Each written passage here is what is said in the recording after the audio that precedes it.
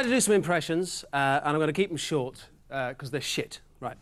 Starting off with an old classic, and Prince Charles. That's that one. Prince William. Prince Harry. A fly stuck in a paper bag. A dog whistle. Now, you might have heard that, but all over your neighbourhood now, there's dogs going, what was that? What was that? Did you hear that? Yes, I did. Incidentally, fancy a shag? Oh, yes. You know the old dog motto? One up the bum, no harm done. Way! Jimmy Savile. Oh, goodness gracious. I'm sorry. Michael Caine. One of my favourites. Forrest Gump. Mama always told me that life is like a box of chocolates. Mick Jagger. Mama always told me it's like a box of chocolates. Kate. David Bowie. Mama always told me that life is like a box of chocolates, tissues for my eyes. And now I'd like to do an impression of comedy impressionist Les Dennis doing an impression of Sean Connery. The name's Bond, James Bond. I'd like to do an impression of comedy impressionist Les Dennis doing an impression of Clint Eastwood. Oh, go ahead, Rita, make my day. I'd like to do an impression of comedy impressionist Les Dennis doing an impression of Oliver Hardy. Oh, is another fine mess you got me into, Rita. There you go, my tribute to the very talented Les Dennis there. Late from the Carry On team, Kenneth Connor. I want it. Jimmy Stewart. Arnold Schwarzenegger. Hasta la vista, baby. I'll be back. It needs a bit of work, that last one, I think. Oh, shouldn't have had that crab for tea. Anyway, I come from London, North London, Finsbury Park, which is a nice place if you like dog shit. And what I like about it is there's loads of graffiti around there, because what I like to do, if I see a piece of graffiti, I like to add another piece of graffiti to it and turn it into a different piece of graffiti. I like that. And I saw a very contentious one in North London a few months ago. It said, hang the PLO. I thought, gift. That is a gift. Got a pen out, thought, what can I do? I thought, I know, I could put a P on the end of PLO, and then it'd say plop. But yeah, I didn't do that, you know, it'd be childish.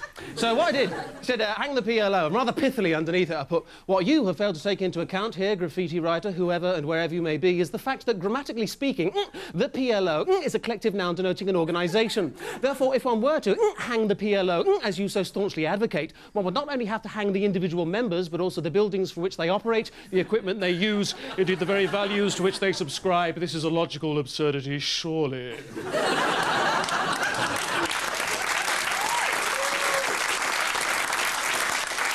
And then, underneath that, I drew a great big stiff knob with all spunk coming out the top.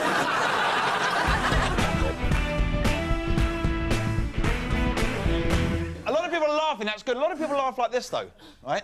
And my biggest fear is one day I'm going to do a gig where everyone laughs like that. Now, in some theatres, the lights are so bright you can't see the audience. So if I'm ever doing a gig in a theatre and no one's laughing, I'm going to look below the spotlight, and if I see loads of silhouettes of people doing this, right, it means I'm actually doing really well. Right? Either that or it's loads of people in wheelchairs going, let's go, he's shit. Also, talking of laughing, I was with some Cockneys the other day. You know what fascinates me about Cockneys is the way they laugh at the end of every sentence they've said, even if it's not funny. And I think they're trying to compensate for all the H's they've just dropped.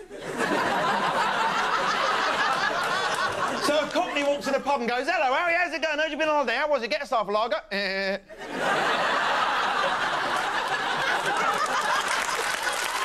Cheers. Also, I'm actually 26 years old, right, and I've just realised that no one's an adult. We're all just kids that grow up, right? I actually worked out the two things that define what we think an adult is. One is you're running down the street and you fall over, and it takes more than 1 second to get back up, right? Because remember when you're a kid, you're 5 years old, he's running along, he's down, he's up again, right? A scab appears, it's there the next day, it just moves around your body, right? But if an old lady falls over, a crowd gathers. It's going to be in a diary, isn't it? Wednesday, fell over. Thursday, still down. But the confirmation that I'm an adult, I'm quite embarrassed to admit this. At 26 years old, I recently told off a kid in the street for dropping litter. Right? I think I'm an adult now, right? And it was just by a bin, there's no excuse. He wasn't aiming for the bin either. It was just by the... You know, sometimes you miss. You're feeling quite cool, can of Coke, hot sunny day, Michael Jordan... It wasn't like that, right? Very embarrassing, right? And I just went, pick that up! And I could feel my face become my mum's face, right? And he looked up and he went, yeah. Well, if I didn't drop litter, someone would be out of a job, wouldn't they? Now, I didn't think of anything to say, but what I wished I'd done was picked up the nearest heavy object, like a brick, and just smashed it in his face a few times, right? Now, don't get me wrong, I'm not condoning violence. I'm just thinking of the ambulance drivers. Let that be a lesson to you all.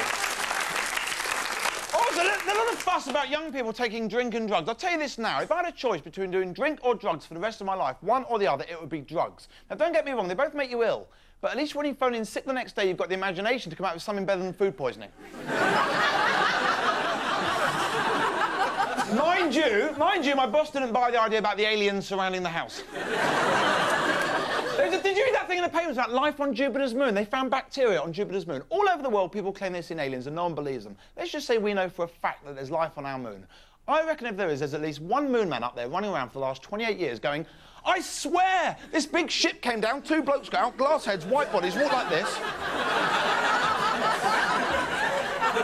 Then one of them went away, and then the other one pulled this pink thing from his body, rubbed it a few times, and ran back talking about the 250,000 Mile High Club.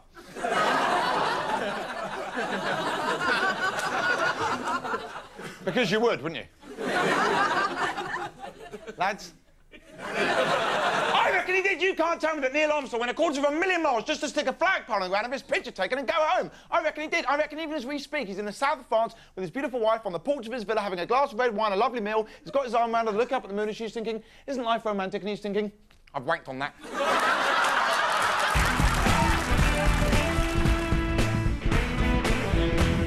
Every time I cry, I fart. I do. I'm one of those messy criers. I'm rubbish at weddings. Here comes the bride. Obviously, it's a trauma being a windy woman, you know. We've all read those books. Fear of farting, women that pump too much. You know, obviously, now I'm an adult. I can cope with it. You know, it's a case of love me, love that cloud of sulphur that hovers around my neck.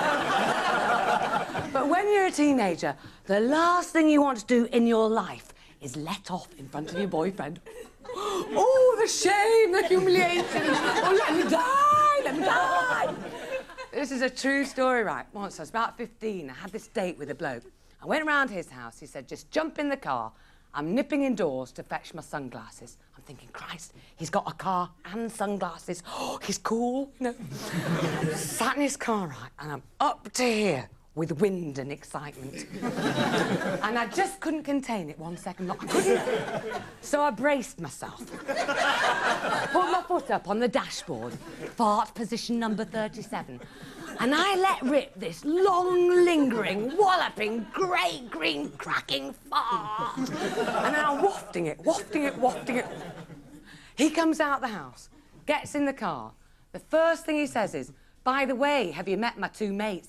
And there, unconscious, on the back seat, Terry and Stan, dead. Mind you, there is some funny sex around, isn't there? Do you know, you can actually have sex on the internet these days, only I can't type that fast. Always ends up, I'm Kim Yong-ging-gong, you know. These days, right, men, they expect you to be able to talk dirty. What do you say? There should be a BBC language tape, shouldn't there? Because us girls, we always trot out the same old things, don't we? It's always, fuck me, which basically means get on with it, get on with it. Faster, faster, Brookside's on in 3 minutes. Softer, softer, my stitches are bursting. And the only thing blokes ever say is, have you come yet? And I always say, no, even if I have. Just to see them try harder, just to make their foreheads wrinkle up, just to make them slap away for another 3 hours, because I can go on forever, me. I've got Teflon-coated genitals.